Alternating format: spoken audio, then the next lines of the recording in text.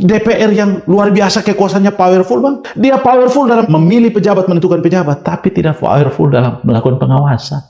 Tugas utamanya itu dia lupakan bang. Lalu kita diminta bersabar untuk menunggu Presiden Prabowo untuk sampai 5 tahun. Ya nggak bisa dong. Kalau dia nggak bisa mimpin revolusi pasal 33, dia nggak bisa melakukan perbaikan yang mendasar. Ya mundur. Kalau nggak dimundurkan, bangsat semua itu, pejabat-pejabat itu bajingan semua itu. Dia bilang hilirisasi. Saya mau tanya, hilirisasi nikel hasilnya apa bang? Di mana industri kita tumbuh? Industri manufaktur kita tumbuh di mana? Nggak ada, omong kosong semua. Toh hilirisasi juga ujung-ujungnya yang makan konglomerat juga.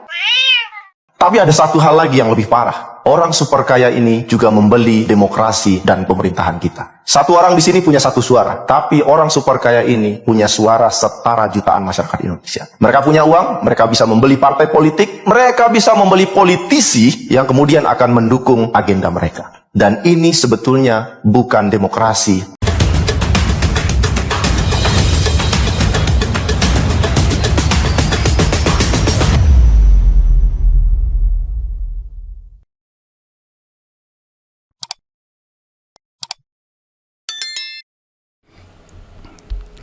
Bismillahirrahmanirrahim. Assalamualaikum warahmatullahi wabarakatuh. Sahabat-sahabatku, apa kabar?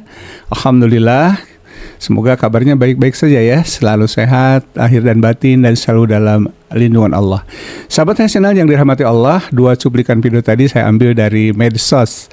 Dari medsos yang tentu saja bersumber dari YouTube kayaknya ya. Yang satu itu adalah dari channelnya Forum Keadilan TV ya, lewat acara Madilog yang merupakan channel yang luar biasa. Saya rekomendasikan untuk subscribe juga ya. Demikian juga untuk yang cuplikan yang kedua bersumber dari medsos juga, dari TikTok, tapi ada channel YouTube-nya yaitu Watchdog Documentary ya, yang merupakan sebuah lembaga pengamat kebijakan publik yang dipimpin langsung oleh Bang Askar Media atau Wahyudi Askar Media, yang dua-duanya luar biasa cerdas dan berani ya. Ya, saya rekomendasikan sekali lagi untuk subscribe channel mereka ya, selain HS Channel tentu saja. Sobat HS Channel, 2 sosok ini, yang satu adalah sosok yang memiliki background ilmu politik ya. Yang kedua Bang Syukur Mandar ini berbackground hukum atau advokat. Beliau seorang advokat ya. Jadi kalau dalam pernyataannya pasti sudah melakukan pengkajian dan tentu pertimbangan-pertimbangan hukum ya yang diperlukan untuk menyampaikan pernyataan. Luar biasa, berani ya, cerdas juga.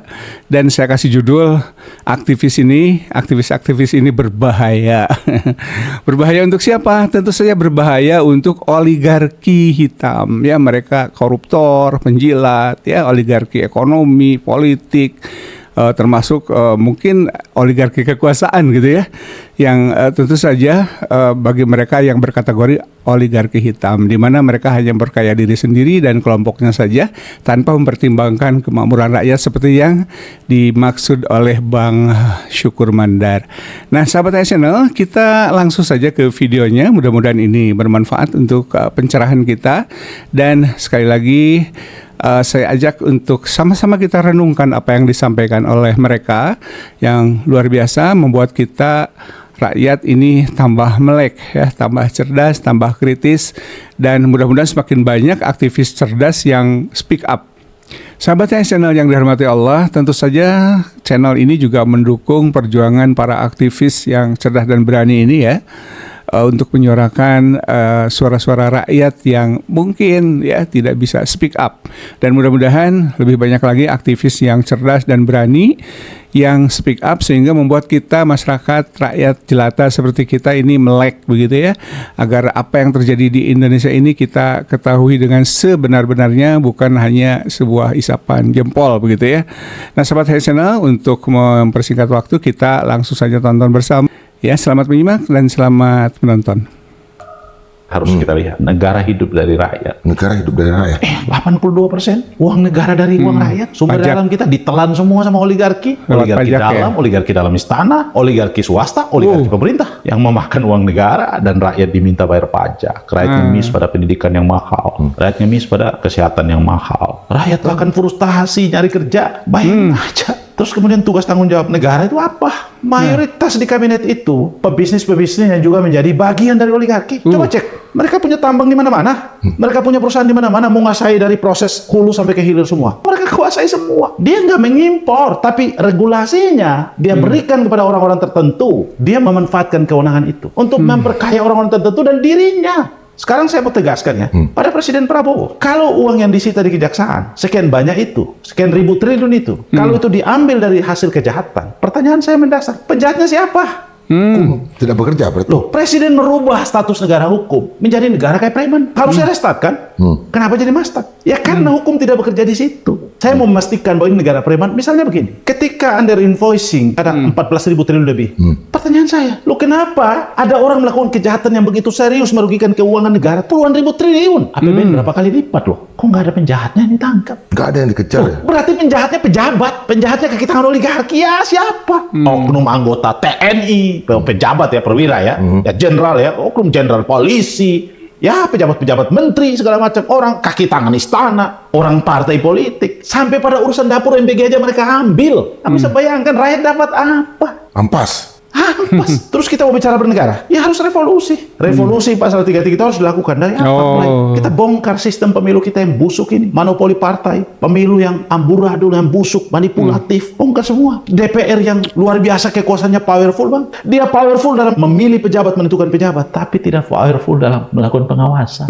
Tugas utamanya itu dia lupakan bang. Lalu kita diminta bersabar untuk menunggu Presiden Prabowo untuk sampai 5 tahun, ya nggak bisa dong. Kalau dia nggak bisa mimpin revolusi pasal 33, dia nggak bisa melakukan perbaikan yang mendasar. Ya mundur. Kalau nggak dimundurkan, terus orang bilang, kalau mundur nanti Gibran yang naik. Whatever, kita nggak mikirin. Kalau Gibran juga dianggap dua-dua mundur lah. Ada mekanisme yang ada mekanisme, ada seleksi alam.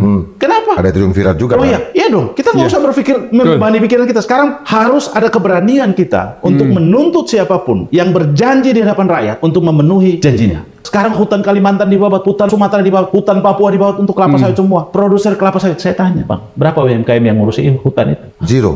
Terus mereka bilang hilirisasi. Bangsat semua itu, pejabat-pejabat itu bajingan semua itu. Dia bilang hilirisasi. Saya mau tanya, hilirisasi nikel hasilnya apa bang? Di mana industri kita tumbuh? Industri manufaktur kita tumbuh di mana? Nggak ada, omong kosong semua. Toh hilirisasi juga ujung-ujungnya yang makan konglomerat juga. Nah, saat ini mereka yang ada di piramida teratas itu, mereka yang ada di ekonomi tertinggi itu, memang sedang musim panen. Properti mereka naik signifikan asetnya, saham mereka sebagian besar juga naik. Mereka punya aset yang luar biasa saat. Betapa cepatnya negara ini menjadi republik oligarki. Jangan bayangkan orang super kaya ini punya 2 NMAX atau 4 Innova. Bukan. Mereka punya kekayaan yang bahkan tidak bisa divisualisasikan sama sekali. Mereka punya properti banyak, mereka punya aset, saham, kapal pesiar, mereka punya pesawat jet, mereka bisa terbang kemanapun mereka mau, mereka punya segalanya untuk bisa mendapatkan akses kesehatan, mereka menyekolahkan anak-anak mereka di tempat pendidikan terbaik. Kami menemukan 50 orang saja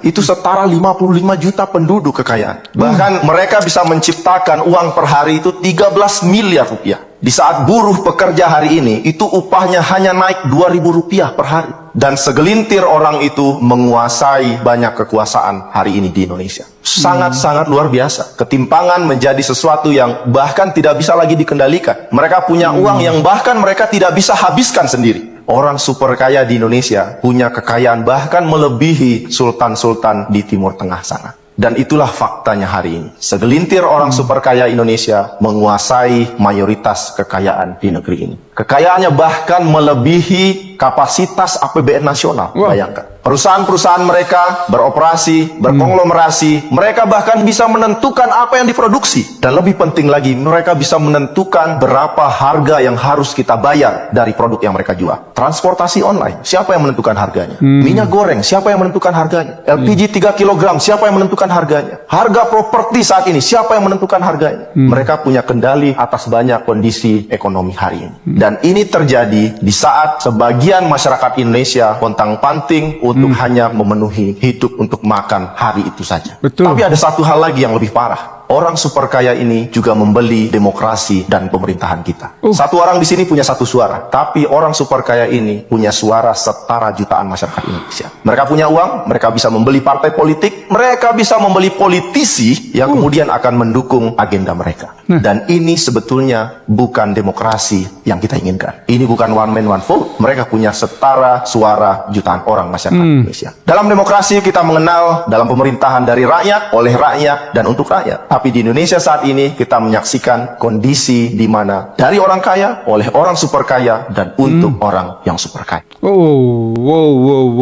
luar biasa ya. Apa yang disampaikan, terutama yang terakhir itu berdasarkan data ya.